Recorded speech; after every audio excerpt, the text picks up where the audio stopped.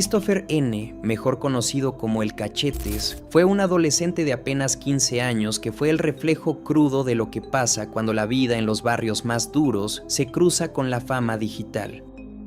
Vivía en la colonia Cocoyotes, en la alcaldía Gustavo A. Madero, y formaba parte de un grupo delictivo llamado Los Escamos. Desde muy joven ya lo habían detenido varias veces por robo y por portar sustancias ilegales. Pero siempre salía libre. El sistema simplemente no podía retenerlo por ser menor de edad. En redes sociales mostraba una vida de aparente poder, fotos con armas, dinero, motos, altares a la Santa Muerte y a Jesús Malverde. Se rapó las iniciales C y M y se comparaba con Tony Montana, el personaje de Scarface. Era la típica imagen del joven que crece creyendo que el respeto se gana con miedo. El 23 de noviembre de 2023, su historia llegó al final. Cuando salía de su casa en Cocoyotes, varios sujetos lo interceptaron y lo ejecutaron en la esquina de una escuela. Su cuerpo fue hallado junto a una motocicleta azul robada, una Suzuki. Todo apunta a que lo mataron por una discusión con sus propios compañeros de banda, precisamente por esa moto. Las cámaras captaron a los agresores huyendo en una moto negra. Días después, las autoridades detuvieron a 5 sospechosos, pero ahí no terminó todo. Con el tiempo, el Cachetes dejó de ser solo una historia criminal y se volvió un meme. Su nombre empezó a circular en redes, acompañado de frases donde se le insultaba fuertemente. Todo comenzó cuando alguien en un grupo de Facebook llamado Hype Store México, donde varias personas venden ropa, un usuario del grupo preguntó por el outfit que usaba el Cachetes y si alguien sabía qué modelo de tenis llevaba.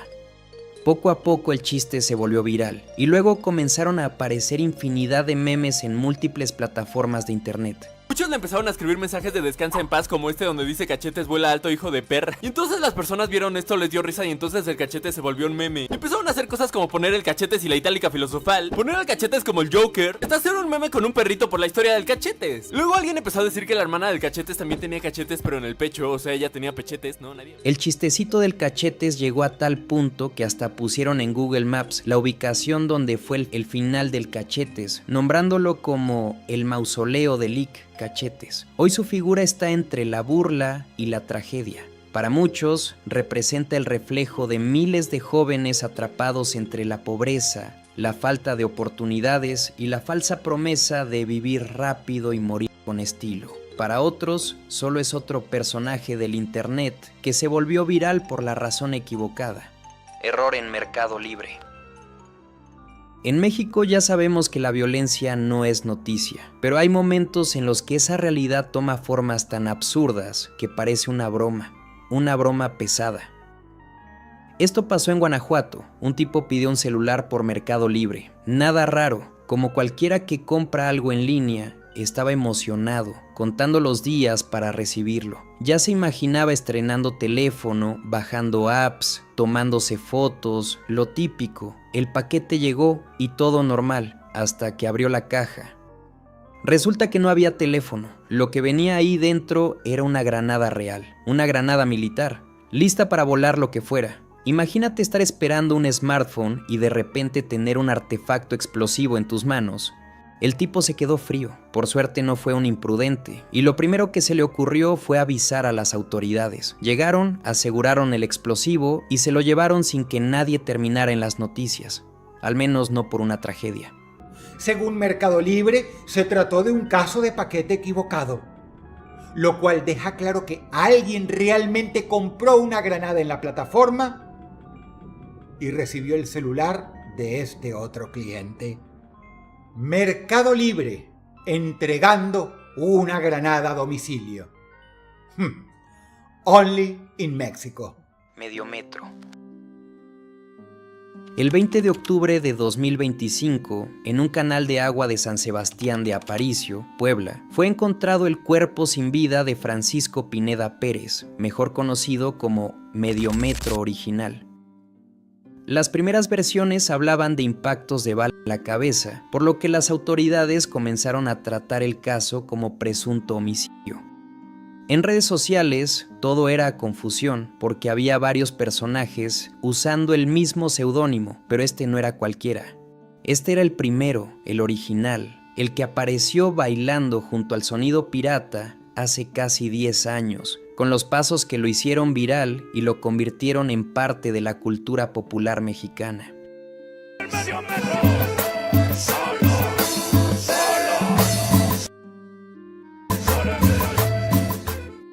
Paco, como lo conocían sus amigos, medía poco más de 1 metro por una condición llamada acondroplasia, pero eso nunca fue un límite. Era alegre, carismático y tenía una energía especial.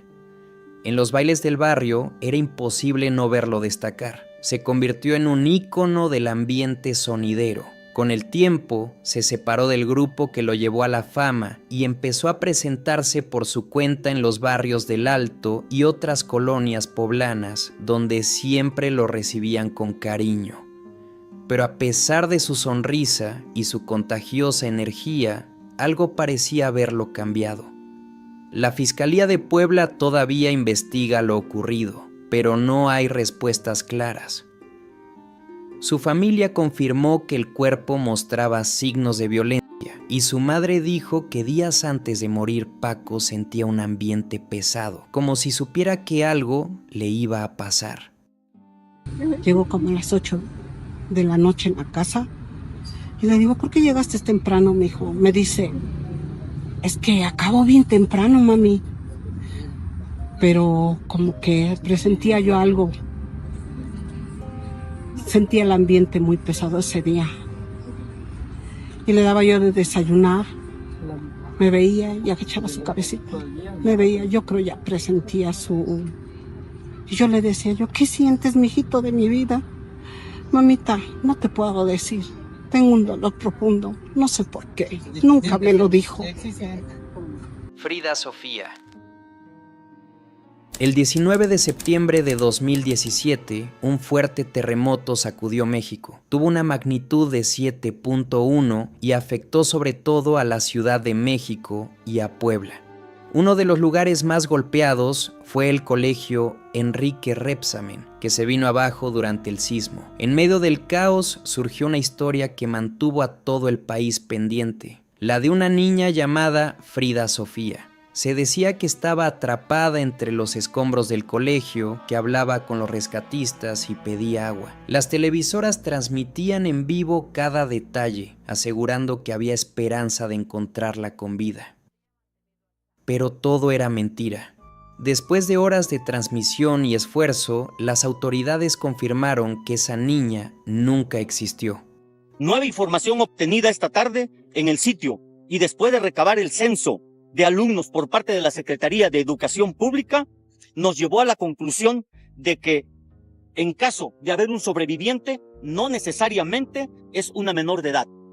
Ofrezco a los mexicanos una disculpa por la información vertida esta tarde, donde afirmé que la Marina no contaba con los detalles de una supuesta menor sobreviviente en esta tragedia. No había ninguna alumna con ese nombre, y todos los estudiantes del colegio ya habían sido encontrados. La noticia cayó como una bomba. Miles de personas se sintieron engañadas. Los medios, sobre todo Televisa, fueron acusados de inventar la historia para atraer más audiencia, aprovechándose del dolor de la gente en plena tragedia nacional. Muchos creen que esta historia falsa se usó para distraer la atención de otros temas más graves, como la mala construcción del colegio y los errores de las autoridades. El caso de Frida Sofía recordó a otra historia similar ocurrida en el terremoto de 1985, la del niño Monchito, otro supuesto sobreviviente que también resultó ser una invención mediática. En ambos casos, la gente sintió que los medios jugaron con sus emociones, fabricando esperanza donde no la había, solo para tener más espectadores. Valor por Tamaulipas. Hubo un tiempo en que una simple página en Facebook se dedicaban a hacerle frente al narco. Se llamaba Valor por Tamaulipas y su único objetivo era avisar a la gente dónde había balaceras, retenes o bloqueos. Nadie tenía idea de quién estaba detrás de esto, pero sus publicaciones se compartían miles de veces en cuestión de minutos. El problema fue que esto más temprano que tarde empezó a molestar a esta gente peligrosa que no quería que se supiera nada, y en poco tiempo aparecieron armantas y volantes ofreciendo hasta 600,000 pesos de recompensa por la identidad del administrador o de su familia. Los cárteles le pusieron precio a la cabeza del dueño de esta página de Facebook. A pesar de las amenazas, la página siguió activa por un tiempo. Su creador llegó a decir que no se trataba de ser héroe, sino de advertirle a la gente para que no terminara en medio del fuego cruzado. Pero después de un par de pausas, la cuenta desapareció por completo. Hay quienes dicen que a esta persona la desvivieron, otros que posiblemente desvivieron a alguien de su familia o que simplemente decidió por su seguridad abandonar este proyecto. Esta mensaje va dirigido a toda la comunidad que se dedica a publicar información, dar nombres de usuarios de Facebook, Twitter, en Valor por Tamaulipas. Estas personas cuentan ahora con los medios y aparatos de localización que con solo la dirección IP rastrean y dan ubicación exacta del usuario. No soy el primero ni el último en ser localizado. Años más tarde, en 2014, una mujer que colaboraba en un proyecto similar, conocida como @Mute3 o Felina, fue secuestrada y asesinada. Sus captores usaron su propia cuenta de Twitter para publicar mensajes, intimidando a cualquiera que pensara seguir informando sobre el crimen organizado. Desde entonces, muchos de esos proyectos ciudadanos se apagaron. Valor por Tamaulipas terminó convertida en una advertencia. En México, informar puede costarte la vida, incluso si lo haces detrás de una pantalla.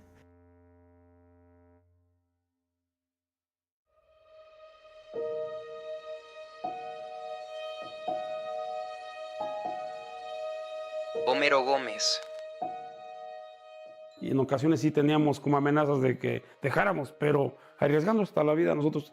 La Fiscalía de Michoacán informó que el cuerpo de Homero Gómez, defensor de la mariposa monarca, fue encontrado en la comunidad del Soldado en Ocampo, a 800 metros de donde fue visto por última vez. El activista desapareció el 13 de enero. Los familiares aún esperan el resultado de las pruebas de ADN debido al estado del cuerpo, no pudieron identificarlo. Homero Gómez González era un señor que defendía a capa y espada el Rosario en Ocampo, Michoacán, el santuario de la mariposa monarca más emblemático del país. Su trabajo era convencer a la gente de su comunidad de dejar de talar árboles y mejor ganar dinero con el turismo. Gracias a eso, miles de mariposas podían llegar cada año y miles de turistas venían a verlas. Pero ese trabajo le generó enemigos con mucho poder. Personas que no estaban nada interesadas en la naturaleza, les interesaba más el dinero. El 12 de enero de 2020, Homero grabó su último video. Se encontraba sonriente, mostrando las mariposas volando después del frío. Invita a todos a conocer el santuario y presume el lugar con orgullo. Nadie imaginaría que ese sería su último mensaje. Buenas tardes, amigas, amigos, los saludo desde el santuario del Rosario, el más grande del mundo. Hoy un día maravilloso, después de muchos días que afectara seriamente el frente frío, bajas temperaturas, nubes, poca lluvia. Hoy la mariposa vuela y vuela buscando agua, como lo hace todos los días, buscando flores y regresa a su lugar, aquí a 200 metros donde vive. Ahora, te invitamos a que vengas a conocer este bello lugar. Trabajamos todos los días de 8 a 5 y hasta finales de marzo. Ven a conocer esta maravilla de la naturaleza. Son las novias del sol, el alma de los muertos, simplemente patrimonio de la humanidad. Te esperamos. Al día siguiente, el 13 de enero, Homero fue a una feria del pueblo. Lo vieron caminando, platicando, todo normal. Pero después de eso, desapareció. No volvió a casa. Desde ese momento empezó la angustia. Su familia y la gente del pueblo comenzaron a buscarlo. Caminaban entre árboles, cerros, pozos, ríos. Todos querían encontrarlo. Homero ya había recibido amenazas por luchar contra la tala ilegal. Y cuando alguien molesta a esas personas, las cosas pueden ponerse peligrosas. En redes y en las noticias empezó a sonar su nombre. Todos querían saber dónde estaba. Pasaron 15 días y el 29 de enero encontraron un cuerpo dentro de un pozo agrícola. Estaba en mal estado, así que la familia tuvo que esperar para confirmar con ADN. Al final, la noticia se dio oficialmente. En efecto, se trataba del cuerpo de Homero. De nuevo cuenta, pues aparece muerto un activista en este país. Detalló que fue encontrado en el interior de un pozo de agua en el municipio de Ocampo, en un predio de la comunidad denominada El Soldado, mismo lugar en el que había desaparecido. Según la fiscalía, no se descarta que haya muerto ahogado, pues los primeros reportes dicen que no muestra huellas de violencia en el cuerpo. Eso sí, a diferencia de otros activistas. La fiscalía dijo que murió por asfixia en el agua y que además tenía un golpe en la cabeza. O sea, se ahogó y también recibió un impacto fuerte. Las autoridades empezaron a hablar de un posible accidente, pero la familia y mucha gente no lo cree. Pero la pregunta es, ¿por qué? Porque ese pozo ya lo habían revisado antes y no había nada. Porque Homero conocía cada rincón del bosque, era casi imposible que simplemente cayera. Y porque tenía amenazas graves. No era un secreto que estaba chocando contra gente poderosa por proteger el bosque. Aquí lo importante es ver el contexto.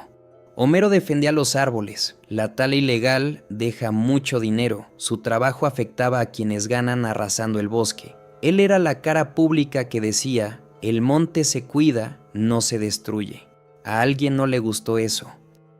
Pensemos en esto, Homero era querido por la comunidad. Estaba cambiando la economía del lugar a favor del turismo y la naturaleza. Había criminales interesados en controlar esos bosques. Lo amenazaron, desapareció. Lo encuentran en un pozo, ahogado y con un golpe. No hay detenidos. La versión oficial suena fría, que pudo ser un accidente, pero la realidad del país cuenta otra historia. En México, muchos activistas ambientales mueren accidentalmente justo después de tener problemas con gente peligrosa. Y hay un detalle todavía más extraño. Si el pozo ya había sido revisado, entonces o lo buscaron mal, o alguien lo puso ahí después. Ninguna de las dos deja bien parada la investigación. Angelito Negro. En México hay lugares a los que la gente evita acercarse, no por miedo a los vivos, sino a lo que ahí se invoca. Uno de ellos es conocido como la Capilla del Angelito Negro 666, en Pachuca de Soto, Hidalgo. Un sitio envuelto en rumores de rituales, sacrificios y supuestos pactos demoníacos. Pero el 5 de julio de 2025, ese lugar se convirtió en el escenario de un crimen brutal. Aquel día, 2 agentes de la Agencia de Investigación de la Procuraduría de Hidalgo, Vicente Ballesteros, jefe de grupo, y su compañero Paulino Aguilar, fueron enviados a ese sitio con la misión de entregar una orden de restricción a una persona involucrada en un caso de violencia familiar. Cuando llegaron al templo, un grupo de personas los recibió en la entrada. No parecían peligrosos hasta que los convencieron de pasar al interior. Ahí dentro, lo que comenzó como una diligencia se transformó en una pesadilla. Los agentes fueron atacados de inmediato, golpeados, torturados durante horas dentro del recinto, sin poder defenderse. Los gritos se escucharon a lo lejos, pero nadie se atrevió a acercarse. Uno de los oficiales murió ahí mismo, dentro de la capilla. El segundo agonizó varios días en un hospital, hasta que finalmente también perdió la vida. 5 días después, el 10 de julio, las autoridades detuvieron a 4 personas, 3 hombres y una mujer. Todos vinculados directamente a la secta que operaba en el lugar. Días más tarde, 2 individuos más serían arrestados. El 14 de julio, un juez abrió proceso formal contra 4 de los 6 detenidos, dictándoles prisión preventiva. Cuando la policía entró finalmente a la capilla, lo que encontraron parecía salido de un delirio. En las paredes había símbolos pintados con sangre y hollín, velas negras, restos de animales, y en el centro del recinto, la figura a la que rendían culto, el Angelito Negro. Un ángel con cuernos, completamente pintado de negro, vestido con un traje de mariachi o smoking. Una imagen inquietante, mitad celestial, mitad infernal, que según los devotos representaba al protector de las almas condenadas. la tuya. He renunciado a Dios, a todo lo que es santo y sagrado. He renunciado a la iglesia, a los ministros y pastores, a cambio de que mi alma se funda con la tuya. Durante el cateo también hallaron cargadores de armas, sustancias ilícitas y evidencias que apuntaban a vínculos con organizaciones criminales que usaban la fachada de culto satánico para cubrir sus actividades. Las autoridades aseguraron que en ese lugar se mezclaban dos mundos, el del crimen organizado y el del fanatismo oscuro. Un templo que parecía más un centro de operaciones clandestinas que un recinto religioso. La investigación reveló que los miembros del grupo creían que el angelito negro les otorgaba poder, dinero y protección frente a la justicia, y que los rituales incluían juramentos de silencio, castigos físicos y ofrendas que no se detallaron del todo. Los habitantes comenzaron a decir que de noche aún se escuchaban cánticos desde la colina donde está la capilla, aunque esta fue sellada por las autoridades. Otros aseguraban ver sombras moviéndose entre las ruinas o escuchar una voz grave que susurraba nombres. Javier Valdés. Javier Valdés era un periodista de Sinaloa, un lugar donde las noticias casi siempre están llenas de historias sobre violencia, miedo y silencio. Pero él no se quedaba callado, le gustaba contar lo que pasaba de verdad, aunque eso le costara caro. Javier escribía sobre los hijos de los narcos, las viudas, la gente que tuvo que dejar su casa por miedo y los que viven rodeados de amenazas. No hablaba con coraje ni con odio, sino con claridad. Decía las cosas sin miedo, aunque sabía que eso lo ponía en peligro. Contactos míos han estado muertos o desaparecidos y como quiera que sea son guiños, son coqueteos, roces muy fuertes de la calaca y claro que te pegan, ¿no?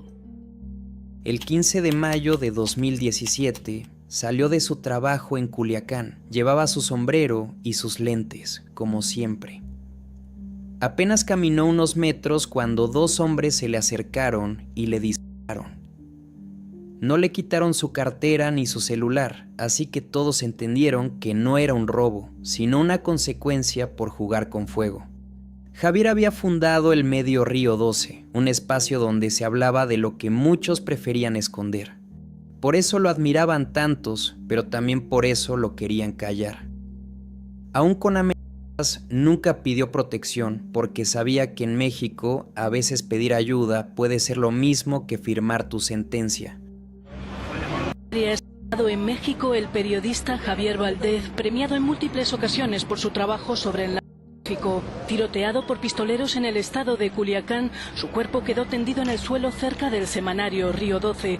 Corresponsal del diario La Jornada, Valdés publicó en febrero una entrevista con un emisario del supuesto sucesor de Joaquín El Chapo Guzmán al frente del cártel de Sinaloa. Después de su muerte, hubo marchas y protestas. Muchos periodistas salieron con portadas en blanco como si dijeran, nos quitaron una voz. Uno de los atacantes fue detenido, pero el verdadero responsable, el que ordenó todo, sigue libre. Alejandro Félix Carrillo nació en Durango. Desde muy joven se metió en problemas graves. Lo acusaron de haber participado en un crimen en el pueblo de Ignacio López Rayón y por eso estuvo un tiempo en la cárcel, pero como no pudieron comprobar que él lo hizo, lo dejaron libre. Tiempo después cometería su primer crimen directo. Atacó a una persona con un machete, la desmembró y tiró los restos en bolsas por las vías del poblado 5 de mayo. Durante años se mantuvo lejos de su familia, hasta que empezaron a sospechar de él por la desaparición de su propio abuelo y tío. Sus familiares ya lo conocían bien, decían que era violento, impredecible y capaz de cualquier cosa, incluso haber sido capaz de haberle hecho algo a su abuelo y su tío. La policía comenzó a investigarlo y descubrieron que no solo era el principal sospechoso, sino que él era el culpable de la desaparición de sus familiares. El 7 de abril intentaron detenerlo mientras iba en motocicleta. Alejandro se dio cuenta y trató de escapar, pero al verse acorralado, sacó un arma y se disparó.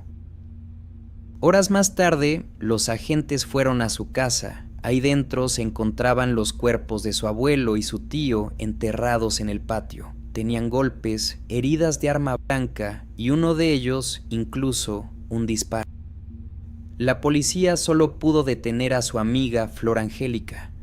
Ella confesó que era cómplice de Alejandro. Ella hacía las llamadas a la familia del abuelo y tío de Alejandro para pedir un rescate de 500,000 pesos. Lo más macabro fue enterarse de que los dos hombres por los que pedían dinero ya estaban muertos desde hace tiempo.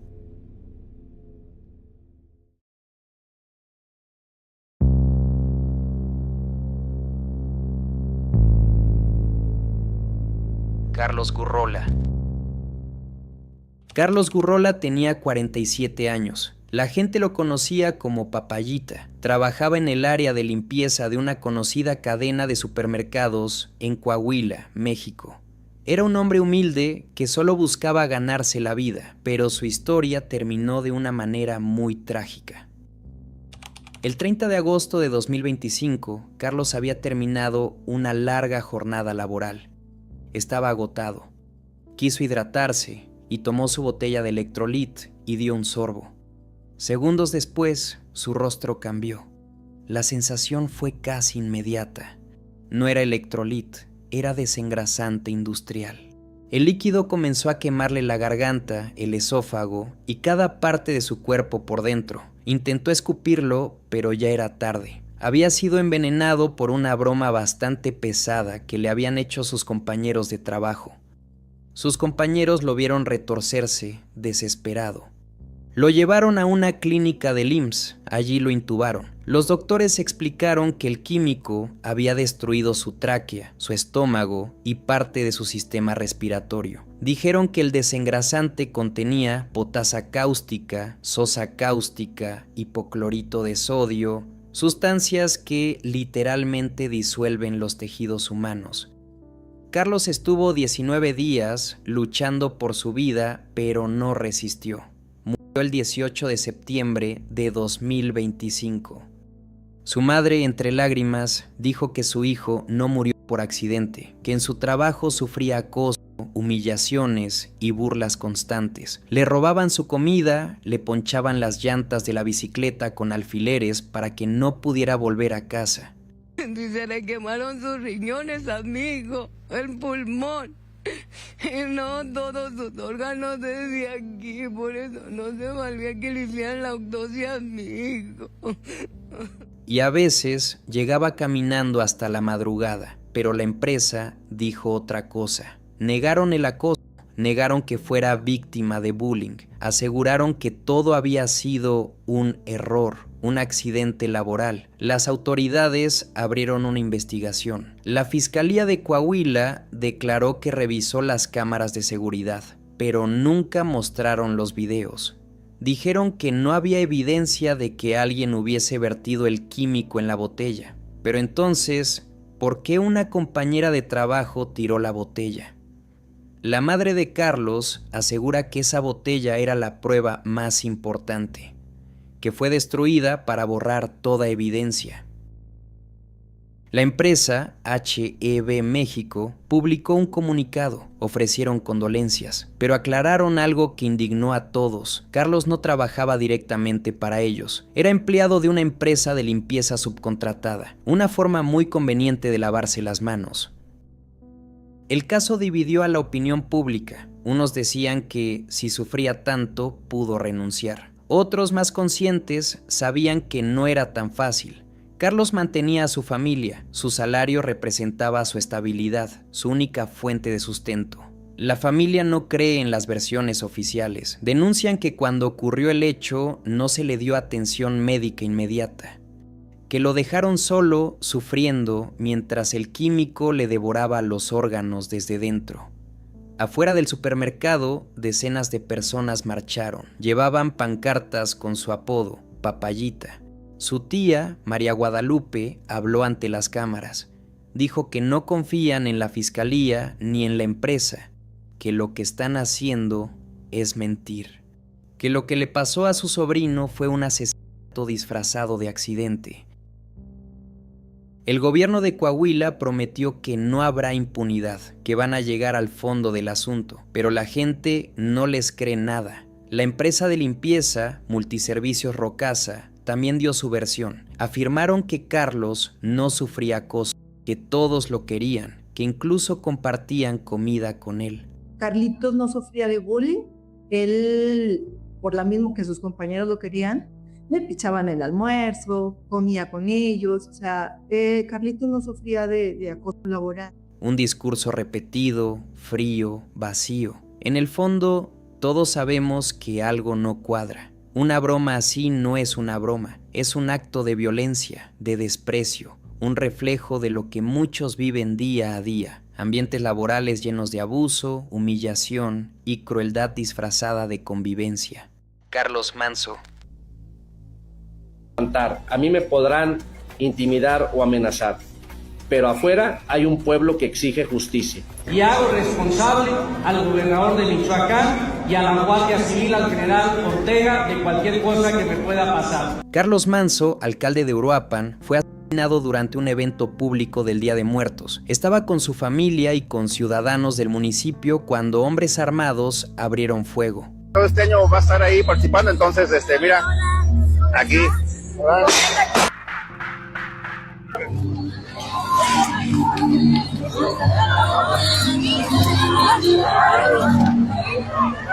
Uno de los atacantes murió en el lugar y otros fueron detenidos. El problema fue que mataron a este alcalde cuando llevaba semanas suplicando ayuda.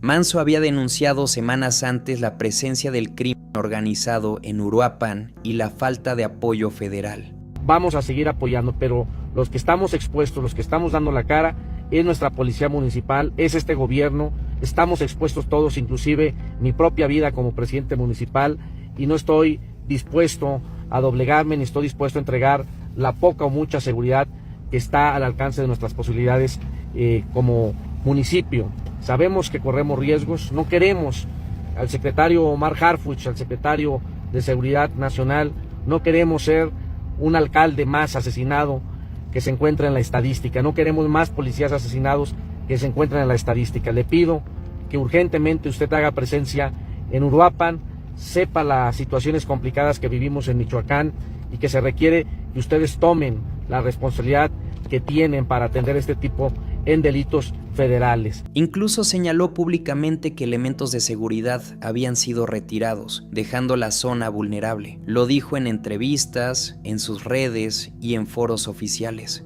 Sabía el riesgo, lo advirtió, pero nadie respondió a tiempo. Tras su muerte, se suspendieron clases, hubo marchas, protestas y señalamientos directos hacia las autoridades. Su esposa y familiares hablaron recordando que él no buscaba protagonismo, sino protección para su municipio. Levantó la voz porque sentía que era su deber. Uruapan votó por usted, presidenta, votó por este movimiento independiente y le pedimos que recapacite, que escuche, que nos atienda, que encontremos soluciones a esta problemática que nos está matando, que no difiere mucho de lo que pasa en otros municipios del estado y del país. Pedimos respeto para el pueblo de Uruapan. Pedimos justicia. Pedimos presencia del gobierno federal. Pedimos castigo y a los culpables. No vamos a descansar, aunque nos cueste la vida, aunque nos falte el tiempo, aunque nos falte el poder, ni un paso atrás. El gobierno federal condenó el ataque y prometió que no habrá impunidad. También se abrió la carpeta de investigación correspondiente. Sin embargo, la población muestra desconfianza. Salen otros nombres de gobernantes cuya vida fue arrebatada. Por ejemplo, Salvador Bastida García, el 6 de junio, también en Michoacán. Marta Laura Mendoza, también 17 de junio, una alcaldesa. Yolanda Sánchez Figueroa, el 3 de junio, también alcaldesa. Hipólito Mora, también un ex líder que el año 2023 su vida fue abatida en Michoacán. Bernardo Bravo, el 20 de octubre, y varios periodistas que han investigado de este tema. Se están haciendo todas las investigaciones, además de las detenciones que hubo y de esta persona que fue abatida en el mismo momento y de las detenciones detenciones, se están haciendo todas las investigaciones por parte de la Fiscalía de Michoacán y se le está dando todo el apoyo que requiere por parte del Gabinete de Seguridad. Como se lo mencioné a sus familiares y lo digo, no habrá impunidad. Vamos a seguir todas las investigaciones hasta poder dar con los responsables, no solamente materiales, sino quien ordenó esta ejecución. No es el primer asesinato de un funcionario local en Michoacán ni en el país. Las redes sociales reflejan dos posturas, quienes responsabilizan directamente al gobierno en turno y quienes recuerdan que este problema lleva décadas y atraviesa partidos. El punto central es que un funcionario denunció amenazas, pidió ayuda, pero jamás la recibió y hoy está muerto. Paloma Nicol. Familiares y amigos despidieron ayer en Durango a Paloma Nicol, una adolescente de 14 años amante del voleibol, quien murió el sábado tras complicaciones por una cirugía estética. Muere Paloma Nicol tras cirugía estética en Durango. Investigan al médico y a su madre. En Durango, la muerte de un adolescente de 14 años ha generado indignación. Hoy en día, las cirugías plásticas ya no se perciben como antes, cuando quienes se sometían a estos procedimientos eran juzgados por hacerlo con fines meramente estéticos. Sin embargo, el hecho de que una menor de edad decida someterse a una intervención de este tipo sigue siendo algo que la propia medicina desaconseja, pues representa un riesgo considerable. Se trata de un cuerpo aún en desarrollo. Recomendamos que las cirugías plásticas estéticas no se deben realizar en menores de edad. Sí se ve desafortunadamente que a veces hasta el mismo papá y la mamá la llevan a la niña, por ejemplo, para colocarse aumento de senos, como regalo de 15 años, que porque las amiguitas se lo han hecho. Y a los 15 años pues todavía no está ni siquiera desarrollado completamente el seno de la mujer. Aparte de que también la parte psicológica nuestra tampoco está totalmente desarrollada. Pero a pesar de estas advertencias, existen casos en que los mismos padres son los que incitan a que un menor se someta a una cirugía estética o peor aún, que los obligan. Ese es el caso de Paloma Nicol, una adolescente de 14 años y capitana del equipo de voleibol de su escuela. Paloma vivía con su mamá y su padrastro, pero también mantenía un buen vínculo con su padre biológico, Carlos Arellano, quien de hecho para su fiesta de 15 años tenía planeado llevarla a Europa. El 11 de septiembre del 2025, la madre de Paloma contactó al padre y le informó que la menor había dado positivo por COVID-19 en la escuela y que se la llevaría a unas cabañas en la Sierra de Durango para aislarse y evitar el contacto con otras personas. Durante ese periodo de aislamiento, el padre de Paloma comenta que el teléfono de su hija no funcionaba, lo que le impidió saber qué estaba pasando con ella. Sin embargo, lo que el padre de Paloma no sabía era que la madre, Paloma Jazmín, y su pareja, Víctor Manuel, ya tenían un plan con la menor, someterla a 2 cirugías, aumento de busto y lipoescultura. Quien se iba a encargar de esta operación era la pareja de su mamá. ¿Y quién le practicó la cirugía a la niña? Desconozco exactamente, pero tengo entendido que es la pareja de mi ex esposa. Él fue su pareja sentimental, él fue el que le realizó la cirugía junto con mi ex esposa, que también ejerce funciones de doctora o enfermera sin ser.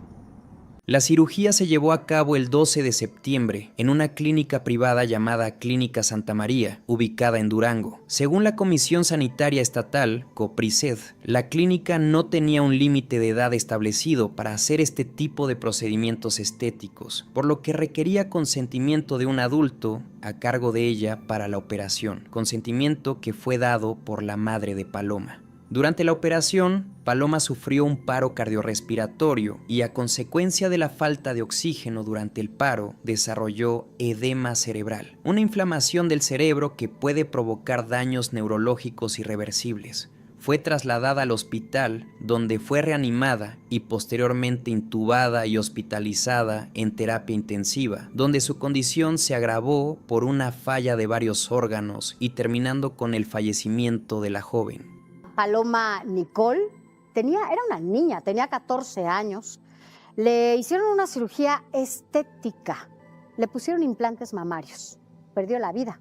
Su papá, el papá de esta niña, un adolescente, Carlos Said, pues se enteró prácticamente cuando ella ya había fallecido. El padre de Paloma, en ese punto, no sabía que su hija se encontraba hospitalizada. Fue hasta el 15 de septiembre, 3 días después de la cirugía, que se le informó que su hija había tenido complicaciones por COVID.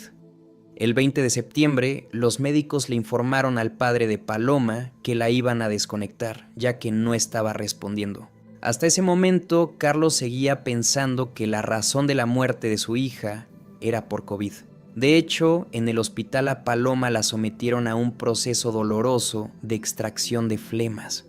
Llegado el momento de despedirse de su hija, Carlos se recostó a un lado de ella y notó algo que no estaba bien. Sacamos todo para poder revisarla. Me acompañaron mi mamá, mi hermana y mi cuñada. Abrimos el ataúd.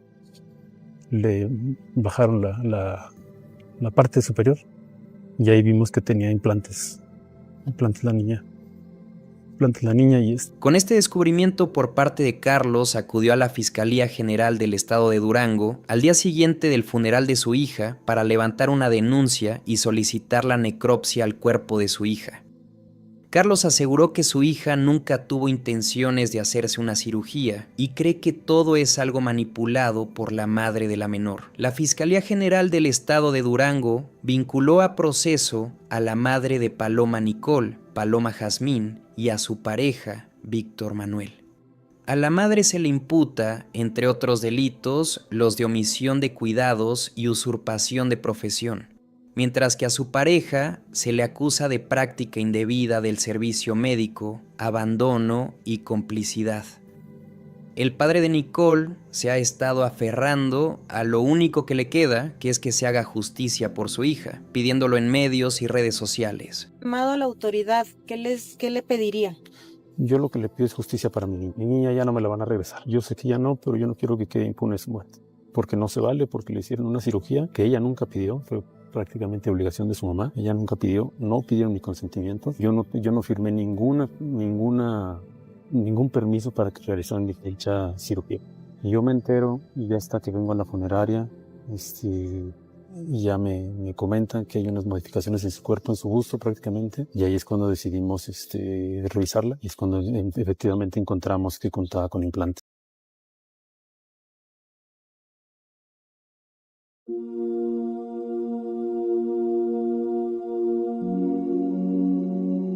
Marino loco. En México hay cientos y cientos de historias que han salido de la guerra contra el narco, pero pocas son tan extrañas como la del Marino loco. Su nombre real es Eric Morales Guevara y pasó de ser un simple soldado a convertirse en la pesadilla del cártel del Golfo. Su vida dejó de ser la misma cuando mataron a su padre en Reynosa, Tamaulipas. Ese día juró que todos los responsables iban a pagar y se enlistó en la Marina. Ahí aprendió todo lo necesario para combatir contra estos criminales, pero su fama no vino de los operativos comunes, sino de la forma tan extravagante como lo hacía él. No se limitaba a capturarlos solamente, sino que él los humillaba, los vestía de mujer, los hacía besarse, bailar, o incluso llegaba a robar las cenizas de sus familiares difuntos para burlarse de ellos en redes. Y entre los malandros tiene que haber alguien que mande. Entonces el señor debe ser por consecuente machista, mandón. Y cuando yo los agarraba, al vestirlos de mujer, humillarlos, hacer que se besaran con los demás, hacer que bailaran, posaran como mujer, pues era una forma de humillarlos y recordarles que no siempre va a ser así como ellos piensan que es. Madre, más una vez le digo que no vamos a llevar ningún pinche prisionero. ¿Ya sabe cómo trabajo? Vamos a empezar el show. Ya corta esa madre para empezar a trabajar. Bien. Bésense bien. ¡Órale! Claro que eres halcón, cabrón. ¿Para qué grupo es? ¿Qué guardia es? Yo trabajo con Daniel. ¿Cuál Daniel? Te dime todo, pero... Eso era lo que más les dolía, no la cárcel ni las balas, sino la vergüenza. Durante un operativo, encontró un machacador de carne y lo convirtió en su firma personal. Cada vez que alguien lo veía con ese martillo, sabía que algo malo iba a pasar. Así se ganó el apodo de Thor y del Señor del Martillo. Muchos lo veían como un héroe, alguien que hacía lo que nadie se atrevía. Otros decían que se volvió peor que los mismos criminales. Y con el tiempo, la Marina le dio la espalda. Los cárteles pusieron precio por su cabeza. En 2019 dejó la institución. Aseguró que lo querían meter a la cárcel en lugar de apoyarlo. Y desde entonces nadie sabe realmente qué fue de él. La gente piensa que yo con el Marino agarro y le marco como a mi carnal Gafe. ¿Qué tal, Gafe? ¿Cómo andas? Ah, chido, carnal, ¿no? O sea, el señor Eric hace cuenta que me puede contactar, no sé, un martes. Platicamos chido miércoles, jueves, viernes, sábado, domingo, si quieres la otra semana. Y después, ¡fum! O sea, no me avisa, güey. Y ya cuando veo, pues ya no hay foto de perfil. O sea, nunca pone fotos de perfil de él. Siempre por lo regular, pues, ya cuando ya es de confianza, pues sí, ya te deja saber que es él, ¿no? Con su foto de perfil. Pero por lo regular, pues ya cuando ya sabes que eliminó ese número, pues ya no está. Masacre en Estadio Corregidora. El 5 de marzo de 2022, un partido de fútbol entre Querétaro y Atlas se convirtió en uno de los días más oscuros en la historia del deporte mexicano. Durante el segundo tiempo, un aficionado del Querétaro saltó a la cancha. Un portero intentó calmarlo, pero ese fue el detonante. En segundos, las gradas se convirtieron en un campo de batalla. La puerta que separaba a las barras fue abierta, y lo que siguió fue brutal. Familias completas corrieron para salvarse. Los golpes, los gritos y la sangre se mezclaron con el sonido del partido que poco a poco dejó de ser lo importante. No había suficientes policías. Hay imágenes donde los mismos miembros de seguridad participaron en las agresiones. Se usaron navajas, cinturones, cables y hasta las propias cámaras del estadio como armas improvisadas. A quien llevara una camiseta rojinegra lo cazaban. No importaba si era hombre, mujer o niño. Algunos padres se tiraban encima de sus hijos para cubrirlos. Al vernos acorralados tuvimos que saltar a un como canal que divide la cancha con las gradas. Y ahí es cuando veo a un niño llorando y automáticamente yo creo al vernos, la preocupación, ese shock que traíamos, el niño se quita la playera y se la da a su papá y el papá es el que me la da para poder protegerme, para poder salvar la vida. La cancha se llenó de heridos y cuerpos ensangrentados. Hubo gente golpeada hasta quedar inconsciente, despojada de su ropa, arrastrada frente a las cámaras. Y mientras todo eso pasaba, algunos policías miraban sin intervenir. Esa noche, el estadio cerró sus puertas a las 10:34. Afuera, decenas de personas rezaban por los lesionados.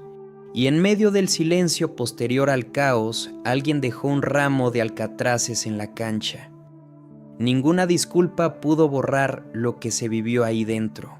Lo mataron por buscar a su hijo. En México, un hombre desesperado buscaba a su hijo, con la esperanza de encontrarlo vivo, aunque muy en su interior sabía la realidad. Sabía que en este país, muy posiblemente su hijo ya era parte de esas cifras de personas que desaparecen sin dejar rastro alguno. En un lugar donde pedir ayuda no sirve de absolutamente nada. Sabía que iba a ser mejor hacerlo por su propia cuenta. El día 11 de agosto de 2025, en Ixtapaluca, Estado de México, este hombre, conocido por su incansable lucha para encontrar a su hijo desaparecido, fue ultimado a tiros frente a su domicilio en la unidad habitacional San Buenaventura. Este señor era el padre de Johan Alain Hernández Vázquez, un joven de 18 años que había desaparecido el 3 de septiembre de 2024. Desde ese tiempo la familia no paraba de buscar respuestas. El caso lo difundieron en redes sociales, pegaron cientos de carteles, no paraban de insistir y llegaron a hacer protestas. Siento que desde que Johan no está en casa es una incertidumbre muy fea. El no saber si él ya comió, cómo está viviendo. Yo siempre lo he dicho, a mí me duele en mi casa. Sí me duele, pero yo tengo dónde dormir. Tengo que comer, yo no sé mi hijo si aún sigue vivo. El hombre se encontraba reparando un auto afuera de su casa, una actividad habitual de su trabajo como revendedor de autos. Justo en ese momento, sujetos armados se acercaron y cometieron el crimen. Su muerte encendió la rabia de colectivos que llevan años exigiendo justicia por los desaparecidos.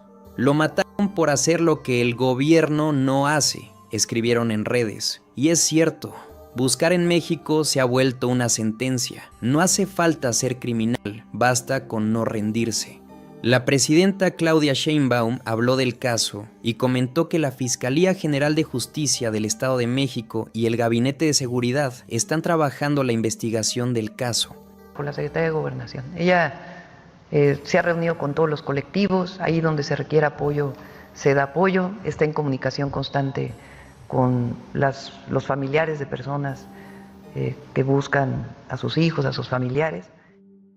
Las autoridades prometieron investigar, pero todos saben cómo termina eso. Palabras, conferencias y promesas que se pierden entre expedientes apilados. Mientras tanto, las familias siguen cavando con sus propias manos, esperando encontrar algo, aunque sea una prenda, un hueso, una pista mínima que les diga que su hijo existió.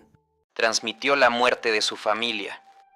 Luis Ángel Robelo es un cantante e influencer que se hizo de gran fama en TikTok por hacer retos, videos de humor, entretenimiento y colaboraciones con otros creadores, especialmente con uno llamado La Venenito. El sábado 20 de julio de 2024 fue un día que tanto él como su comunidad nunca podrán olvidar. Su nombre empezó a aparecer en todos los titulares porque, de manera súbita, Luis hizo una tétrica transmisión en vivo donde mostraba a todos sus espectadores cómo su padre y su hermano yacían en el suelo, muertos, luego de haber sido asesinados en Encarnación de Díaz, Jalisco. En la transmisión podían verse los cuerpos y a los peritos trabajando en la escena. Entre llantos y gritos de desesperación, repetía que los habían matado, pidiendo justicia mientras miles de personas lo veían en directo. En Jalisco el sábado fueron asesinados el papá y hermano del tiktoker Luis Ángel Robledo en el municipio de Encarnación de Díaz. El ataque fue confirmado por el mismo influencer durante una transmisión que hizo en vivo. Sí, él a la hora de enterarse del crimen agarró su teléfono celular y comenzó a transmitir lo que sucedía. Incluso en la transmisión alcanzan a verse los cuerpos, alcanzan a verse elementos de la Fiscalía, de periciales, haciendo los primeros trabajos. Llega justicia. Ay, Manuel. No, se llevaron a mi amigo, No, quiero justicia por mi hermano. No. Se llevaron a mi familia. Mataron a mi papá y a mi hermano. No me importa, los mataron. El video fue borrado minutos después, aunque muchos ya lo habían replicado. Algunos lo criticaron por exponer la situación de manera tan cruda, mientras que otros lo defendieron, señalando que estaba en shock y que su única forma de desahogarse era mostrando la realidad tal cual estaba ocurriendo. Luis Ángel Robelo, más allá de ser conocido por sus videos musicales y colaboraciones en TikTok, quedó marcado por esta tragedia. Llega un momento donde yo escucho el grito de mi mamá, que ella grita: por la Virgen de San Juan, no mames mis hijos, por favor. Y ya me arrodillo así en el suelo. Y yo nomás me acuerdo con la levanta, me apuntan y como que jala el gatillo, pero no sale bala. Me agarran y me tumban al suelo, pero yo no podía explicarles nada. Yo solamente les decía que me ayudaran, que arriba había visto lo más horrible que podía ver en mi vida. Por mi mamá, más que nada, porque yo a mi mamá la amo mucho. O sea, te lo juro, es mi adoración más grande que tengo en la vida. Y me duele mucho verla así, sin vida. Yo lo único que le pido a Dios es, pero si algún día me llegas a decir el por qué, siento que yo voy a vivir más tranquilo, más en paz. Es que te haces la víctima. Sí, fuimos víctimas. Y fuimos víctimas de algo horrible.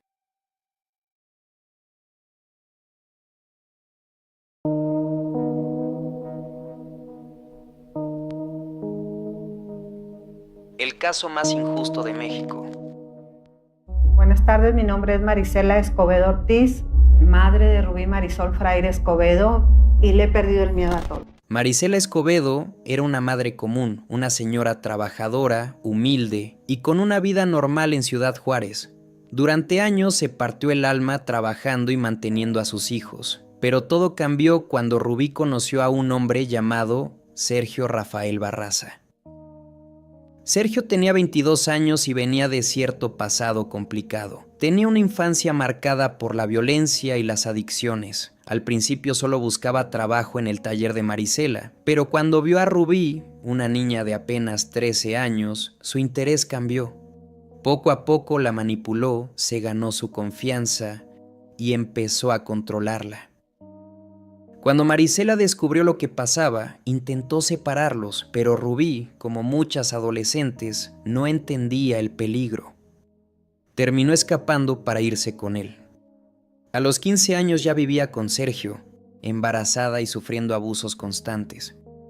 Aún así, Marisela no se rindió, le ofreció ayuda, los apoyó económicamente y hasta les consiguió un lugar donde vivir. Pero nada de eso sirvió. Un día, Rubí desapareció. Sergio había dicho que se había ido con otro hombre, pero todo era mentira. Durante meses, Marisela buscó a su hija por su cuenta. Repartía volantes con su foto, pegaba carteles, pedía ayuda en las calles. Yo tengo fe, ¿verdad? Y tengo confianza en los jueces, ¿verdad? Tengo confianza en que va a haber justicia y yo tengo plena confianza en los jueces. Y espero que no me defrauden. Pero la policía ignoró sus denuncias. Nadie quería tomar el caso. Hasta que un día, un vecino de Sergio la llamó para contarle que él mismo había confesado haber matado a Rubí y que había quemado su cuerpo frente a su bebé. Marisela fue la única que se atrevió a ir a buscar el cuerpo. Caminó sola por los basureros de Ciudad Juárez, entre montones de desperdicios y huesos de animales, tratando de encontrar a su hija. La escena del crimen fue contaminada y Sergio, aunque detenido, fue liberado 2 días después. Aún así, ella siguió. Reunió pruebas, convenció testigos, encontró a Sergio en Zacatecas y lo entregó a las autoridades. Parecía que al fin habría justicia. Pero cuando llegó el juicio, todo se vino abajo. Los jueces lo absolvieron. Sergio admitió haberla matado. Había testigos, pruebas, confesiones, y aún así lo dejaron libre. Marisela, con una Biblia en las manos, escuchó la sentencia. Cuando oyó el veredicto, tiró la Biblia al suelo y gritó con furia.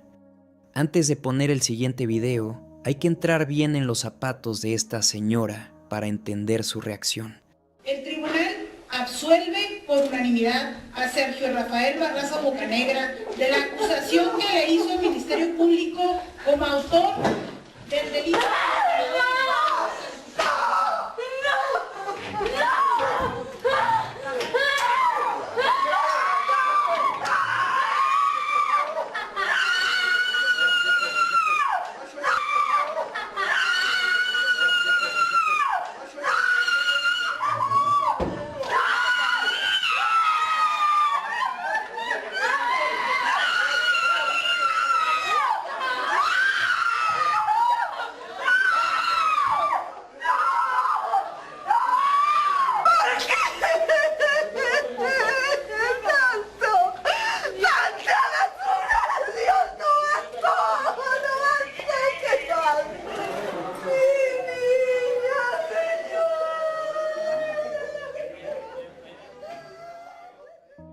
A partir de ese momento, su lucha dejó de ser por venganza y se convirtió en algo mucho más grande: justicia para todas las mujeres asesinadas en México. Durante meses protestó, denunció la corrupción y señaló a los culpables públicamente. Hasta que un día, frente al Palacio de Gobierno en Chihuahua, fue asesinada. Ahí mismo, donde había pedido justicia. A Sergio lo mató tiempo después dentro del mundo criminal. Y los jueces que lo liberaron, increíblemente, hoy ocupan cargos políticos. Este es sin duda uno de los casos más injustos que hayan sucedido en México. A riesgo de meterme en problemas, diré que esto es ridículo. Fue el mismo Sergio aquel que le señaló a las autoridades dónde se encontraban los restos, mismo que su familia llevaba buscando por meses, y que incluso con la previa ayuda de expertos no podían ser hallados. Fueron 4 testigos, cercanos y no cercanos, los que dijeron haber escuchado de viva voz a Sergio decir que él cometió el delito, su padrastro, su vecino y los 2 oficiales que lo detuvieron. Habían tantas, pero tantas evidencias que la indignación pública fue inmediata, ordenando la destitución de los 3 jueces asignados y posteriormente haciéndoseles pasar por un juicio, acabando porque en su momento intentaran huir a Estados Unidos porque decían no confiar en la justicia mexicana. Finalmente llegamos al momento en el que Marisela se presenta en Chihuahua, frente al Palacio de Gobierno, donde declaró todos sus hallazgos sobre Sergio como perteneciente al crimen organizado, siendo ignorada. Ante esto, se decidió a quedarse fuera del Palacio de Gobierno hasta que su denuncia fuese atendida, acompañada por su hermano y su nieta hija de Rubí. Para estos días, las amenazas de gente poderosa hacia Marisela ya eran cuantiosas, y en el 9º día, tras haber dicho previamente, si me va a venir este hombre a asesinar, que me venga a matar aquí enfrente para vergüenza del gobierno, Marisela Escobedo es ejecutada. Caníbal de Tecámac. José de Jesús López Bautista, conocido como el Caníbal de Tecámac, había sido policía federal, tenía 34 años, estaba casado con Esther Alicia Castro, de 36, y juntos tenían 2 hijas, Alessandra de 5 años y Lorena de apenas 1. A simple vista eran una familia común. Se conocieron en Sonora, se mudaron a la Ciudad de México y parecían llevar una vida normal, pero puertas adentro todo era distinto. Iba a comprar a la tienda, pues era una persona normal como cualquier otro y pues tengo entendido que a raíz de que lo despidieron del trabajo donde estaba, era federal, empezó a consumir droga. Hay varias versiones sobre lo que pasó. Algunos dicen que la noche del 31 de diciembre, José discutió con su esposa durante una fiesta y las obligó a irse con él. Otros aseguran que participó en un supuesto retiro espiritual donde se usaban sustancias extrañas. Lo único cierto es que, después de esa noche, nadie volvió a ver a Esther ni a las niñas. Los vecinos empezaron a sospechar cuando un olor insoportable salía de la casa. Llamaron a la policía. Al llegar, los agentes encontraron a José completamente ido, como bajo el efecto de algo. Dentro intentaba quemar algo mientras el humo llenaba las habitaciones. Al entrar, los oficiales se toparon con una escena que ni ellos pudieron procesar. José, ¿qué está pasando? Ven. José, suelta el c***o. Tranquilo, amigo. No pasa nada. ¿Quieres que nos salgamos? José. José, tranquilo. Venimos. ¿Te van a retirar o qué? Si tú dices, pero ¿y tu familia? ¿Está bien? Ya le dije, se fue. ¿Hace cuánto tiempo te fue, José? El día 2. ¿2 de este año? ¿2 de enero? 2 de enero. Pues retírate, por favor. ¿Con tantas armas? No. Armado. Tú fuiste compañero de nosotros, ¿no? ¿Y luego qué? Por eso sabes muy bien que no debemos actuar contra un compañero. No. Yo no soy compañero, yo soy civil. Eso no importa. Nosotros no estamos aquí para agredirte ni nada. Si tiene... Nada más queremos saber que esté bien la chica y la familia y ya. Ya nada más con eso nos retiramos. Damos lo que queremos saber, es constatar eso. ¿O qué está pasando? Nada. Todavía... Pasa. José terminó confesando. Había matado a su esposa y a sus hijas, las había cortado en pedazos y puesto sobre la cama. Quiso quemarlo todo para desaparecer la evidencia, pero lo más aterrador fue descubrir que les faltaba carne y que él mismo la había comido. Intentó cubrir los cuerpos con cal para disimular el olor, pero ya era demasiado tarde. Cuando le preguntaron por qué lo hizo, apenas podía hablar. No dio una razón coherente. Un año después, fue condenado a pasar el resto de su vida en prisión. Las Poquianchis. En los años 60 se descubrió uno de los casos más oscuros en México, el caso de las Poquianchis, 4 hermanas que convirtieron un rancho en Guanajuato en un verdadero infierno. Todo salió a la luz cuando Catalina Cortés, una joven que logró escapar de ese lugar, llegó desnutrida, golpeada y al borde de la muerte para denunciar lo que pasaba ahí dentro. La policía siguió su testimonio hasta el rancho Loma del Ángel. Y lo que encontraron fue a decenas y decenas de mujeres que estaban encerradas, golpeadas y obligadas a prostituirse. En el patio trasero había fosas clandestinas con cuerpos mutilados, huesos y restos de embriones. Las hermanas González Valenzuela habían crecido rodeadas de violencia. Su padre era policía, alcohólico y llegó incluso a encarcelar a una de sus hijas como castigo. Con los años, transformaron todo ese odio en negocio. Abrieron cantinas y burdeles donde reclutaban jovencitas con engaños. Les ofrecían trabajo, les prometían muchas cosas, pero cuando llegaban las convertían en esclavas. Les daban ropa o maquillaje y luego les decían que lo debían todo. Así las mantenían atrapadas. Y si alguna enfermaba, envejecía o quedaba embarazada, simplemente dejaba de servirles.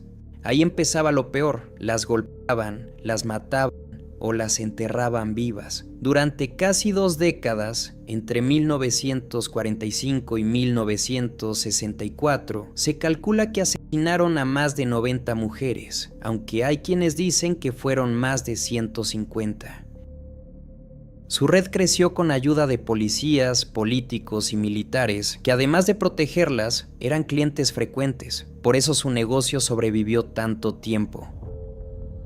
Cuando fueron descubiertas, 3 de las hermanas fueron condenadas. Delfina murió en prisión, aplastada por una cubeta llena de cemento. María Luisa murió de cáncer. Y María de Jesús, la última, logró salir libre años después. Pero la historia no terminó ahí. En 2002, décadas después, se encontraron más restos humanos cerca de una de sus propiedades, pruebas que confirmaban que el horror había sido mucho más grande de lo que se contó. Hasta hoy, las Poquianchis siguen siendo el nombre más temido cuando se habla de crímenes cometidos por mujeres en México. La casa de las Poquianchis era bastante grande, incluso aquí nos platican algunos habitantes de aquí del Salto, que era una de las casas más grandes de todo este lugar, ya que abarcaba prácticamente toda una cuadra completa. Aquí, como se dan cuenta, miren, también tiene otras barras metálicas bastante bien soldadas, ya que este lugar, después de que fue descubierto el caso de las Poquianchis, los familiares decidieron sellar por completo este episodio en sus vidas, ya que la historia de las Poquianchis sin duda fue una de las más terribles conocidas en la historia de México, amigos. Yo soy de aquí del Salto y pues veía uno todo eso cuando andábamos en la noche que salíamos. Esto era muy feo. Aquí trabajaban, era de a fuerzas, que tenían que trabajar la gente aquí. Muchas gracias por llegar hasta aquí. Recuerden que podría haber una continuación si llegamos a los 10,000 likes. Si quieres ver los extras de los icebergs, te dejaré el enlace fijado en el comentario y en la descripción de este video. Anímate, sé que te va a gustar. Recuerda que el nivel 6 está diseñado para mostrar lo más turbio y oscuro. Ahí se encuentra lo más profundo del iceberg, donde puedo hablar de ciertos temas sin limitarme por problemas de monetización. Si decides pagar esta membresía, estás advertido, las cosas ya van más allá. Si disfrutaste de este video, me ayudarías mucho regalándome un like, comentando qué te pareció y qué te gustaría ver en una segunda parte. Suscríbete al canal si aún no lo has hecho y activa la campanita de notificaciones para no perderte ninguno de los próximos videos. Muchas gracias y nos vemos en la próxima. ¡Chao!